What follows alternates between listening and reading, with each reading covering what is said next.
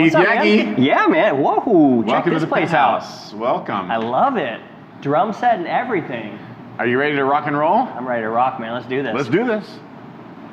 Hi, I'm John Spencer Ellis, and welcome to the Entrepreneur Show. Once again, we have a great guest for you, Mr. Keith Yackey. Hey, man. Pleasure to be here. This is going to be fun. Of course. Yeah. And you're an interesting dude. We like to laugh. Yes, we do. Yeah. We have a good time. If they could only see what happened prior to the start of this show. They would turn it off. Yeah, I think or they would tune in for more. Yeah, it's entirely possible. So you have a very interesting background, and I want to talk a little bit about your background, family, what you're doing now. But I'm going to go back a little bit, Cool, and yeah. you let me know if anything's off limits. It won't be. Okay, good. Like I just feel love like it. when people have off-limit stuff, it's like, well, but that's the stuff we want to know. Exactly. Right? Okay. So I'm good with it. Okay. At one point in time, you were a minister or a pastor, correct? Yeah. And I so, literally what was started- the specific name? Pastor. Okay. But we were in the ministry. Okay. So we covered both angles. Interestingly enough, so I had kind of a religious experience around 15, 16. I grew up in the church, as it were, non-denominational type church. But at 15, 16, I kind of had this religious experience. I wanted to follow God. I wanted to really get to know the Bible. Started teaching a Bible study when I was 16 years old. Like 80 or 100 kids would come out to the high school. At our high school, we had about maybe 3,000 kids in our school. It was a bigger school. About 80, 100 kids would come out every Thursday. I would teach at lunch just through the Bible. And it's where I actually learned how to public speak. And so from right when I graduated high school, I moved immediately to Montana, just podunk town, like 4,800 people, and we started a church. And Wow. we just literally started in a like a living room, and then it just grew from there. Grew up to about 300 or 400 people. So you're not doing that now, but aside from the personal or spiritual component of it, what were the takeaways that you learned that help you now, aside from just being an orator? Okay. And so, you know how a lot of times people will look at their past and they'll try and like put it down because maybe they despise certain things of that past. For me, I actually really honor the past. Even though I'm not a pastor, I don't go to church, like that's not my life at all anymore. Here's what I learned. I learned that a couple of kids could start a church and it grew to, like I said, like 350, 400 people. In a town of only 4,800 people, like 10% of the town was coming to our... and it was like the biggest church kind of in that area, which was really interesting. But here's what I learned, is that you can learn to be a leader by being thrust into situations. Like I didn't have any credentials. I never went to a Bible college or school, anything like that. We just said, this is what we believe, let's go do this thing. So I learned that you can start something and just go do it. I learned that you can learn. You can become a very quick learner. I mean, I would have to give a sermon, as it were, twice every Sunday for years. I did that for about 5 or 6 years. And I realized that you didn't need all these credentials to go do. If it was something you loved, something you were passionate about, you could go do it. So, and I learned that anything can be learned.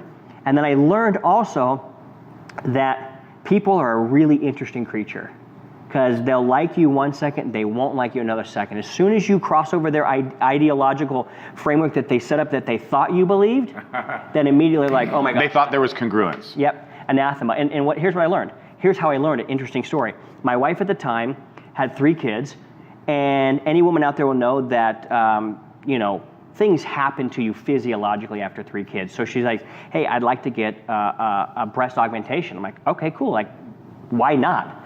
Well, there's a lot of people in the church that had a real big issue with that. And that's when I realized, wow, people make big deals out of the littlest things. I'm like, They're focusing on things that ultimately don't affect them directly or indirectly. I don't think Jesus cared whether you have plastic boobs or you don't. But they wanted to make that an issue. So that's when I realized, you know what? I want to go be a part of a platform where I can believe whatever I want, and if people want to follow it, they can or can't, and it doesn't have to do with the church. So that's actually where I think a lot of my rebellious kind of, what's everybody doing? I don't want to do that, or I don't want to come under like, well, that's why I don't really care. Like, what does this person say? What does that person say? I don't care. Because that moment was pretty pivotal in my mindset. And our conversations in the past lets me know that you still hold true to that. Yeah. And I actually agree with you. Yeah. Yeah. Yeah, so I learned so much from that you can go do anything you want and you don't need somebody's blessing, as it were. So that was huge. Yeah, if you have encouragement and support, that's always wonderful, but it's not required. Yep. An official board. And within that church system, it's a non-denominational system, but yet they still have like rules, which is so funny. But I realized I don't want to be under anybody else's rules. I just want to do what I want to do. Agreed. And I still have mentors, and I still go, hey, do you guys think this is a good idea? I'm always seeking wisdom from those who have gone before, but I don't want to be like, if you believe this or teach this, you're out of our club. Cool, I'll go start my own club. Right. Which you can do it, just don't judge me if I don't do it. Yeah, exactly. That's exactly. So huge lessons that I had no idea would shape my professional career moving on. Okay. And that happened when I was 26, so almost 14 years ago. Okay. God, you're getting old now. I know, so old and so sexy. And it just keeps, every day. It just keeps getting better. With every Botox session, I just get sexier and sexier. Self-proclaimed. Yes. But I'm sure your wife agrees. No, my wife told me that one day. One day? What was that, like 15 years ago? Yeah, 14 years ago. Yeah, that's great. Yeah, I'm on to a new wife now. So, okay. Yeah. And she thinks the same? Yeah. We are going to get back on track here. Yes. Okay, so what was a pivotal time? So that was a pivotal time in your life. Yeah. See, now I got to put on the straight face and actually act like a professional host here. This is awesome. Don't you think this is what they really want to see, though? It's just a couple of guys who are successful, just kind of sharing about their life. I think if they're honest, they want takeaways, which we're going to give them. Yeah. And also they want to know the reality of what allows someone to live life more completely and probably more aspirationally. Yeah, I agree with that. So yes. We all have pivotal times in our life. Good, bad, right, wrong, things that we're grateful for and things that we're like, wow, that could have happened a little differently and I'd probably be a little better off. Right. Name two pivotal things in your entrepreneurial journey that now have been advantageous to who you are now. Okay, so they come really quickly because these are the two defining moments that I look back on my life and go, these were really defining moments. Number one was the passing of my mother. She died of cancer. She was 56 years old. When I went to see her, okay, so I got the call, very quick story. I got the call. She says, Keith, the doctor's giving me 90 days to live. She only lived like 90 days, 93 days after that call. So I went and spent a bunch of time with her. She had a hospice bed in her living room, and I would sell insurance by day, and I would come and just hang out with her, lay in her bed with her. We'd watch TV shows like Flip This House and Flip This, a lot of the real estate shows. And one of the things that she told me, and this was this is where the defining moment happened. And she said, Keith, I know I'm passing on to the next life, and I've lived my life with regrets. I didn't become who I wanted to become. I didn't do the things I wanted to do. I'm begging you, don't live a life of regrets. That no regrets mentality, it was right then and there. I hadn't started a business up to that point, really. I'd sold some insurance. There's things that I wanted to go do, and that was the defining moment. I said, dude, I'm gonna die one day, and it could have happened way sooner than I thought.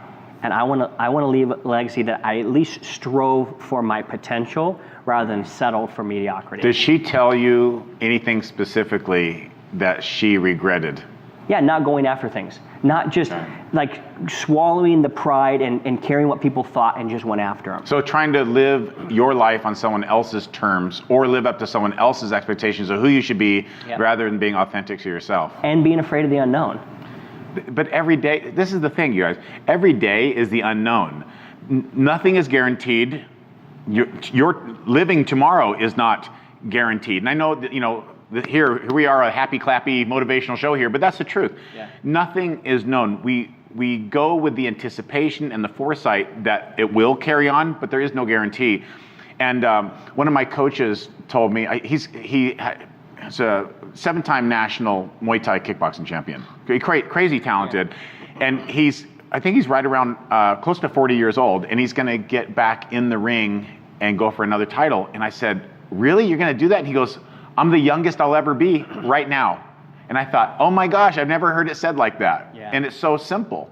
Yeah, that's so good. If you wait, you're going to have fewer resources, probably less energy, and maybe not the same motivation as you do right now. Yeah. So why wait? Be strategic, but also don't wait. Yeah, well, and one of the things that's come out, I don't know if you've seen that book, High Performance Habits. Brendan Burchard wrote it recently. Of course, sure. They did all this research, spent millions of dollars, and one of the habits came down to was the urgency and necessity.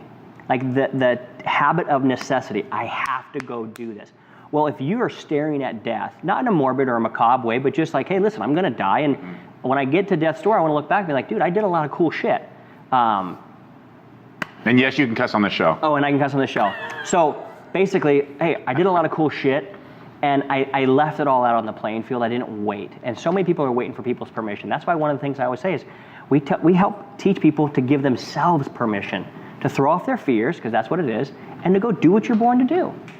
So that was defining moment number one. Defining moment number two, do we have time for this? Yes. You know what? Hang on. Right after the commercial break. You go nowhere. We're going to find out Keith's second most impactful defining moment. And the first one is a great lesson, and I'm sure the second one will be even more compelling for you. Go nowhere. Hi, my name is John Spencer Ellis, and I want to help you reach all of your personal, professional, physical, and financial goals. You have greatness within you, and sometimes you just need a coach, a trainer, and a mentor to help you realize your full potential. Since the age of 12, I have immersed myself in the study and practice of maximizing human potential, physically, mentally, personally, professionally, and financially. I believe you and I have so much to offer, to experience, and to give to the world.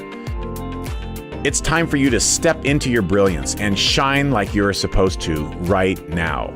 I invite you to learn how I can help you reach your goals and dreams. Thanks for your time. All right, welcome back to the Entrepreneur Show. Today's guest is Keith Yackey, and we're going to talk about your second most critical defining moment of your life. The first one was the passing of your mother, and she bestowed some very valuable wisdom to you. What's number two? So first, live a life of no regrets. Second, I'm about ready to go speak 600 entrepreneurs in the real estate space. My fiance and I are in my hotel room, kind of getting prepped, ready to go. And I looked at her, she's like, you ready? I'm like, fuck, I hate my life. And she's like, what are you talking about? Making a ton of dough, about ready to go do what I love. I love speaking, I love entertaining, I love riling crowds up, I love showing them how to take their life from here to here. And she goes, what's up? And I said, it's not that I hate my life. It's not that I hate doing what I'm doing. I actually love that.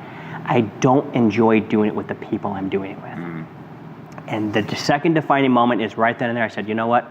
I'm going to choose to be around people that I love being around, that encourage me, that lift me up, not push me down, that aren't jealous if I have something, if maybe I'm more talented than them in one area, even though they're more talented than me in another, but if they would get jealous. And so I just said, I'm going to choose to be around. And that was a defining moment. I literally walked away from that particular venture I was in because I didn't like the people.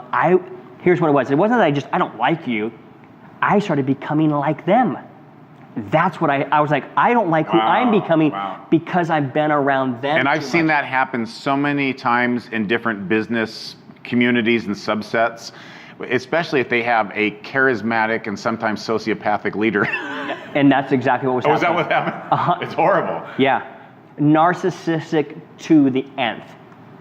Not cool. And we were all making so much money that we kind of overlooked it. But when I was in a moment of truth, I was like, I don't like this. Why am I doing this? And sometimes you actually have that moment in your life where you think, do I actually like who I've become? At that moment, I didn't. And I've gone through that too, and I had to do a serious personal pivot. Yeah, that's a great, personal pivot, that's such a great way. Actually, I've never said those words together in a sentence, but you can use that. I bestow that upon you. Granted. So what's the deal with this shirt, You Matter? So, so the serious piece of this shirt is there's this amazing lesbian couple out of Oregon that created this shirt that says You Matter. And it was built because obviously the gay and lesbian community has had a struggle just to try and be seen as equal. Right. So they created this thing. I think it's true because everybody does matter. Now the reason why I wear it, when I do stand-up comedy, this is my prop. So I'll come up and I'll be like, yeah, a lot of you are seeing my shirt, so yeah, you matter. Not to me, but to somebody you matter. And so the truth of the matter is people do matter. We all do matter to somebody. I think actually even what would make this shirt more interesting is like you matter and your decisions matter. Yeah. And even the smallest ones. So it's a fun, cheeky shirt. It fits me it makes me feel amazing when I wear it. Well, you're totally jacked. Yeah, this shirt is what does that. You are a specimen of a man. Yeah, thank you. You're just gonna accept that, right? I'm just gonna say, just soak it in. Thank you. Yeah, like I'm gonna own that. I received that. You saw it here live. I'm a specimen of a man. Well, you know what? You guys, from a speaking from you, like you're the real specimen. It's the real truth. This is all. These are like Lee press-on veins. Yeah. And I've been completely reconfigured through the best modern medicine. Oh, I thought you were going to say post-editing. Post-editing too. Yeah. Also, our crew here is incredible with Photoshop, Illustrator, and any Adobe product, and Premiere There's a link. Pro. Yeah. I can can link below. Yep. Yeah. I actually look more alien-like in person. Yeah, that's true too. Yeah, it's good. I was going to have a teaching moment, but you go ahead. You tell me. Well, I was just going to say that the truth of the matter is why I am so cheeky or have so much fun in what a lot of people would say are serious situations is because I determined I'm not going to let somebody else determine how I'm going to show up. If you're not cool with it, that's cool. Then let's just not hang. Right. Which is why I really do enjoy hanging out with you on a personal level or off camera or whatever. We're just goofballs, and that's so fun. And I think that the people who are the most successful in life, they play a lot. Do you remember last time we had dinner together at Vince Reed's event, and you were laughing so hard, and you leaned back in your chair, you almost fell out of your chair? Yeah, that doesn't shock me. Like it happens so much. But I think laughter is just the greatest thing in the world. Laughter and sex. And hopefully one doesn't necessarily cause the other. There might be a failure to perform. Yeah, that would be the bad laughter. I forget the statistic, but kids, and I forget how they define kids, but basically non-adult, laugh, 800% more than adults. Wow. And laughter helps serotonin and all the feel-good hormones, and it improves immune function and all these things. And people forget to laugh. People are so uptight. It's crazy. Not everyone. Why do you think that is, though? What's your professional opinion on that? I think people, and look, I'm painting with a very broad brush here. I think all too often people take life too seriously. They take themselves too seriously. They also often don't have enough belief in themselves to let go of the crap to where they can just have fun. And I've been caught up in that too.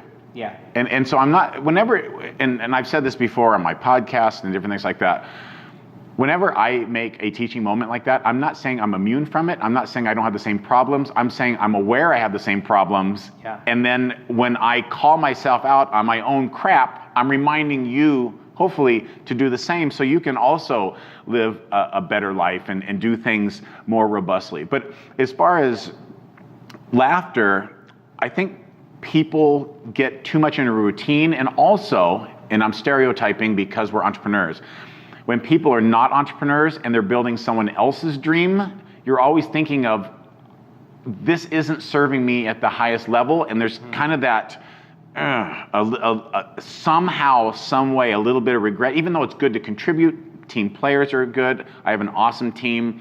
Some people like playing a supportive role, and they get a buzz out of that, and that's great, and we need that. I think sometimes, though, all too often, people aren't building and custom designing their life, and they're kind of going through like a rogue routine because they've been programmed to believe that's what they have to do, rather than custom designing each day of their life in a way that makes them happy and fulfilled. Yeah, that's so true. Yeah, I agree with you. Yeah. So what are you doing now? Because you have a lot of stuff going on. Yeah, it probably seems like a lot to everybody that may be watching in or whatever. It seems pretty bucketed for me, though. So I've been a real estate investor for 10 years. That was the one business I said I'm going to go get into after my mom passed away. So I still teach people how to invest in real estate. Specifically, I have a group that teaches people how to raise private money. That's something I was really good at, still am very good at, raised over $45 million for all the real estate deals I've done. So I have a very step-by-step program that I share with that, and a group that I interact with every single week.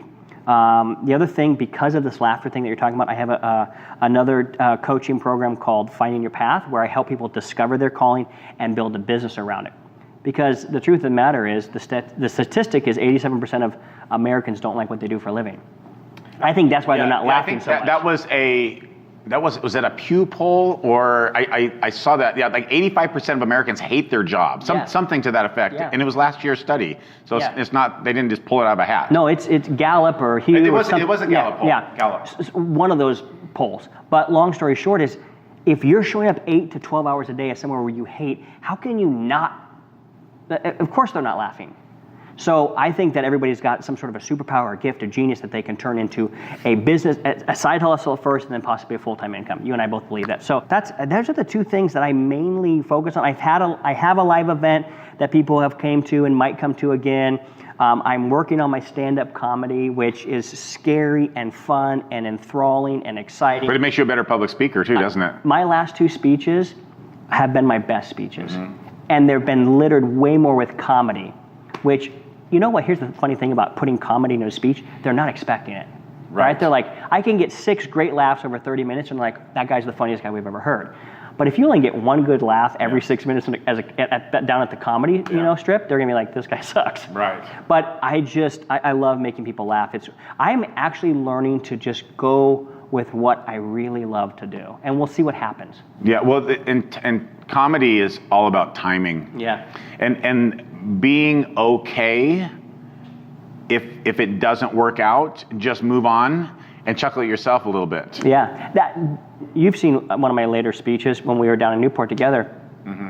Like, there's some stuff that I thought was funny, I said it, and people didn't laugh, and I'm like, come on guys, that was funny. Then they would laugh, and I'm like, oh, why you didn't laugh at that?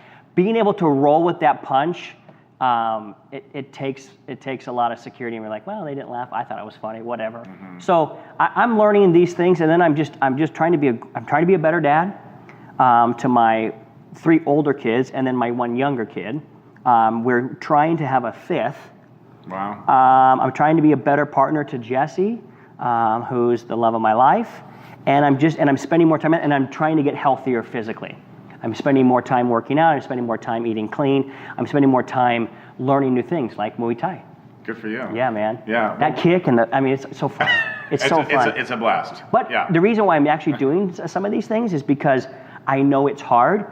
There's a point where you can get in your life where everything becomes easy. Or you think in your mind, if everything's hard right now, you want to get to a point where everything's easy. You actually don't. You don't want to get to a point where everything's easy, because then it becomes boring. And you're also not making progress. You're not making progress. You're not becoming who you really could become. So I'm like, I've been boxing for 3 years, but I haven't done any kicking. And so my coach is like, do you want to do Muay Thai? I'm like, Muay Thai? I'm like, yeah. He goes, first I want to learn how to say it. Yeah, how do you say it? It looks like Muay Thai. Thai, like Thailand. Yeah, Thailand. Muay Thai. Yeah, Muay Thai. So at any rate, Muay Thai. Anyway, long story short, I go, yes, because I want to grow. And I've never done a lot of kicking, so let's incorporate it. And I love it. Yeah. I love it. It's hard not to feel good. I mean, you're tired when you're done, because it's a challenging sport. Yeah. Especially if someone's kicking and punching you back and you're not just hitting pads. Yeah. But when you're done, you're like, I feel unstoppable. Yeah. And then you carry that throughout the day. That's the feeling that's the feeling that you think you're wanting to have by creating a business and creating freedom and purpose, which I think are the 2 real drivers for human beings. They want to be free to do what they want, say what they want, go where they want, buy what they want, hang with who they want, and they want to realize that their life serves a purpose more than just waking up, making money, and dying. But, and I heard this quote from Jordan Peterson, who I've become a real fan of lately, and he said, the purpose of life is to lift a worthwhile burden. The purpose of life is not just to have everything easy, but to lift a worthwhile burden. This is why you see people like Bill Gates or Warren Buffett or others, once they achieve all this financial success, now they're like, life got even harder, because now they're trying to figure out who they can give it to make the most good in the world. So they create foundations, and their life didn't get easy, like, oh, now I can finally relax. To me, the person I admire most with that stuff is Bono. Yeah. People don't, and we're about to go to a commercial break. You guys, hang on one second. I want to say this real quick. I don't think people, they go, wow, he's a charismatic front man for U2. They've made a bunch of money, stuff like that. But he literally has done more humanitarian work than almost any other person on the entire planet. That's incredible. And it's truly profound what he's done. I mean, amazing, amazing stuff. Yeah. And I think he's probably just getting started as well. So when we come back, we're going to ask for some wisdom from you, for the audience, so you can improve your entrepreneurial journey. So there's some takeaway nuggets coming up right after this break. Go nowhere. Hi, my name is John Spencer Ellis, and I want to help you reach all of your personal, professional, physical, and financial goals. You have greatness within you, and sometimes you just need a coach, a trainer, and a mentor to help you realize your full potential.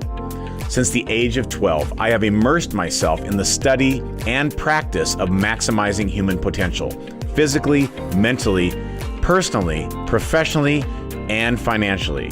I believe you and I have so much to offer, to experience, and to give to the world.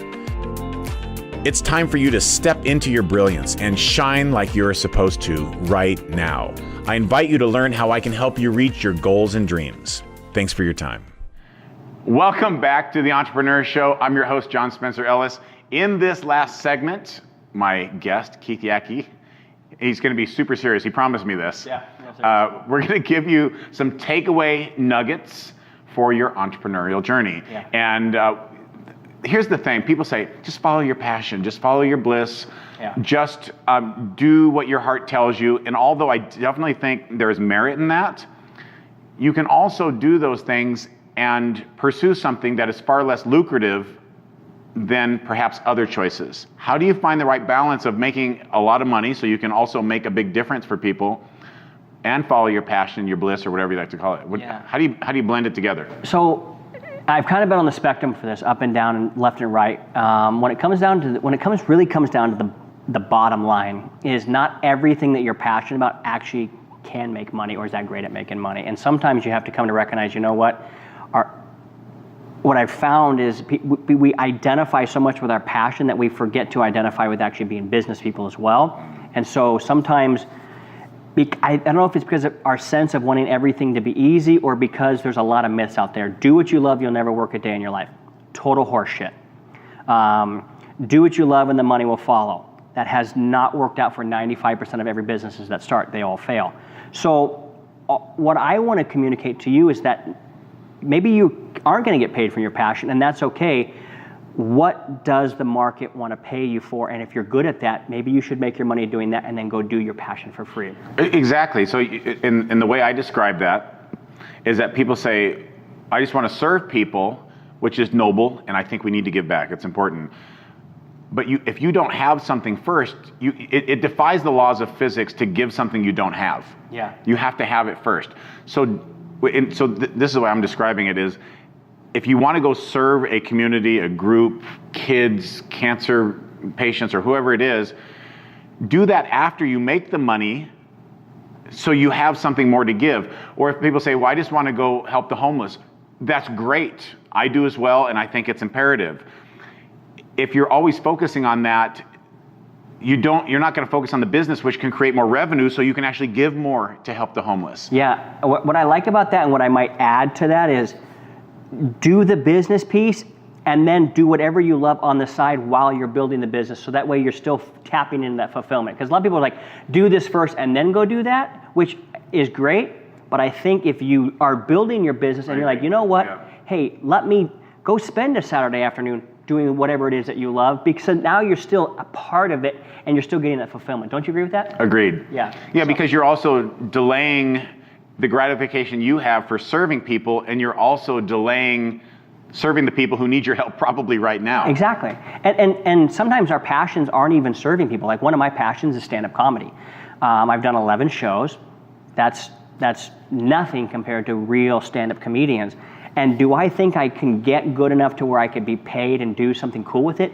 Yes, but I'm not going to quit everything I'm doing and go all in to become a stand-up comedian, because that's not an economic vehicle that can get me where I want to go. So I use this analogy all the time when I teach people how to discover their calling. And it's this: if you're driving in an Accord right now that's full of gas, it can get you from point A to point B.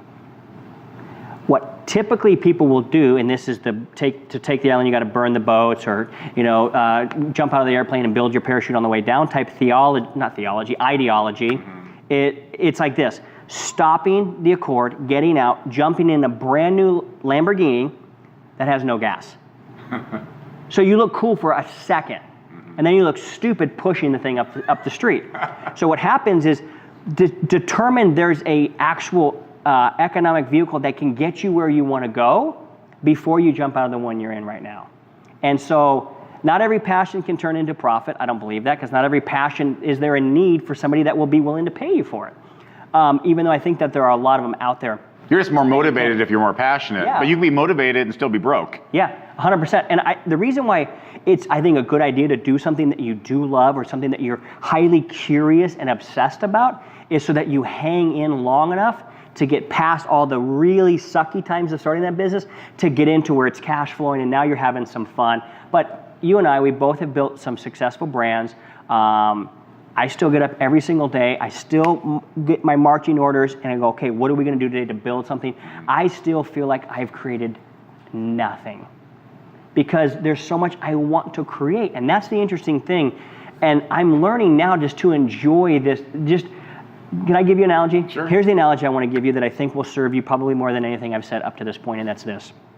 I used to think that I would start to climb up the mountain, eventually I'd get to the top. And I'm like, man, when I get to that top, man, when I get to that top, man, when I get to that top. And by a lot of people's standards, I've gotten to the quote unquote top, and I realize there's just another peak. And so I've decided I'm going to get comfortable with hiking because I'm going to be hiking the rest of my life. Now, what does more money and success in business do for you? You can buy a little bit nicer hiking shoes.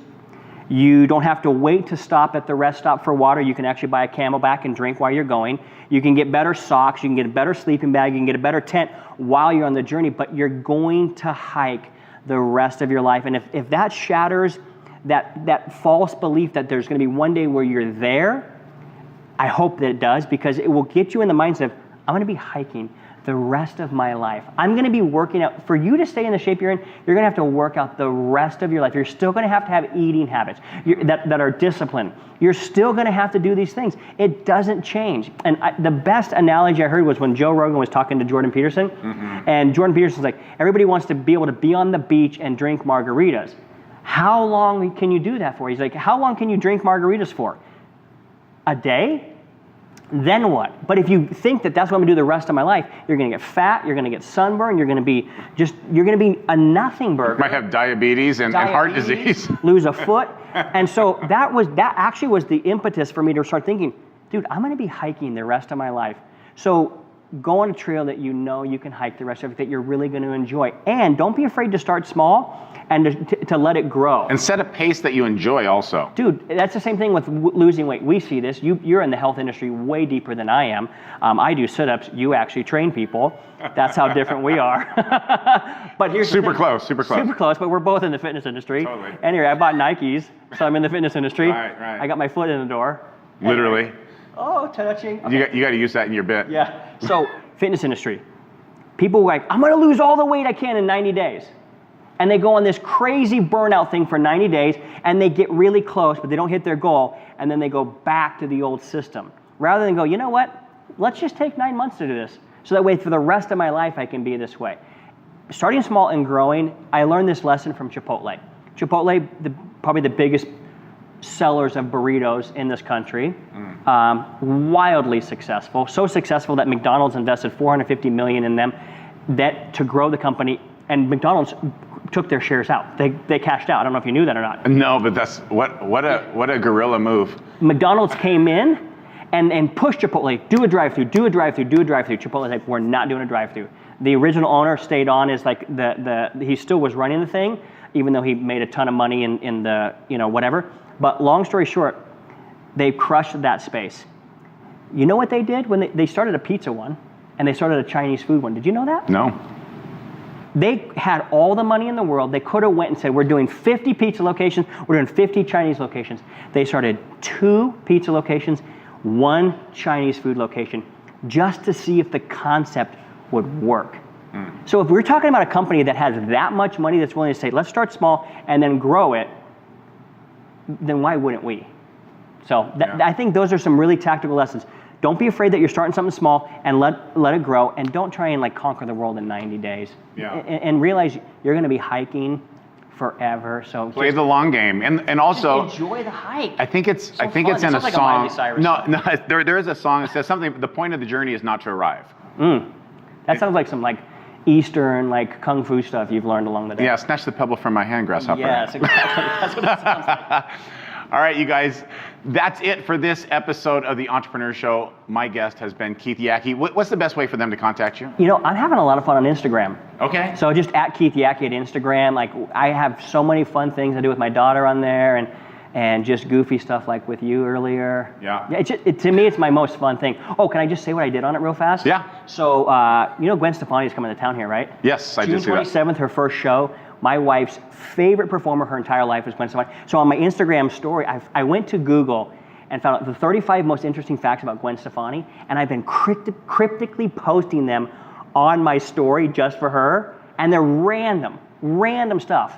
And she's like, what is this? And I did like a kissy emoji, and it said, hi Gene, say hi to Martin, because Gene was the name of Gwen in Martin Scorsese's movie Aviator. Oh, wow. And it had kissy emoji. She's like, who's Gene?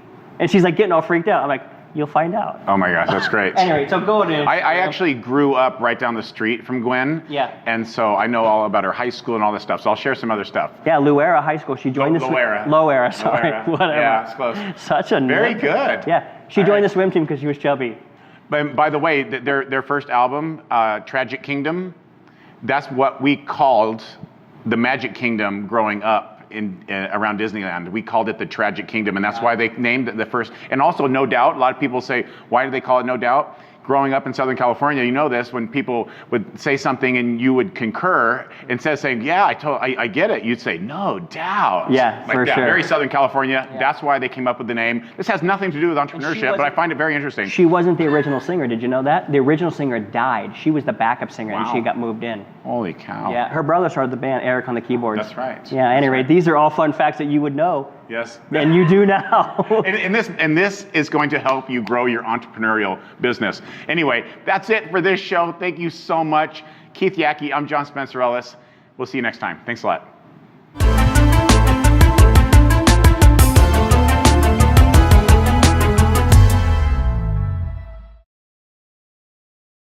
Hi, my name is John Spencer Ellis, and I want to help you reach all of your personal, professional, physical, and financial goals.